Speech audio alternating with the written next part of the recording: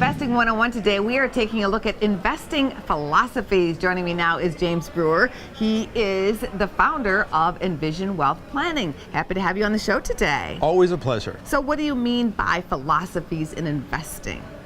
Well, many times people say, hey, I just want to make money. But I don't really think that's a philosophy.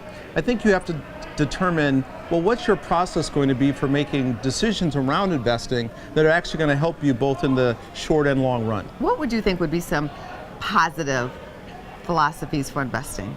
Well, one of the first things to do is, well, what is the purpose of the money? Why are you doing this in the first place? Sometimes people really don't even consider that at all. And the next thing is to kind of go through a checklist of things people call a investment policy. That would be, well, what's my time horizon? Right. It's very important to think about time horizon. If you're doing some short-term trading, that has one thought process. If you're doing long-term investing, then you're going to have a different mindset towards what you're going to look at in the ups and downs. Absolutely. If you're in your 40s or 50s and you want to try to get ready for a retirement, your philosophy has to be what? Start to maybe put away a lot more if you have not put away money yet, correct? Yes. What would you say to somebody who's maybe considering investing for the first time? Well, for the first time, I would say learn a few keys. So what are the keys is learning the difference between, say, stocks, bonds, and cash and how they each work.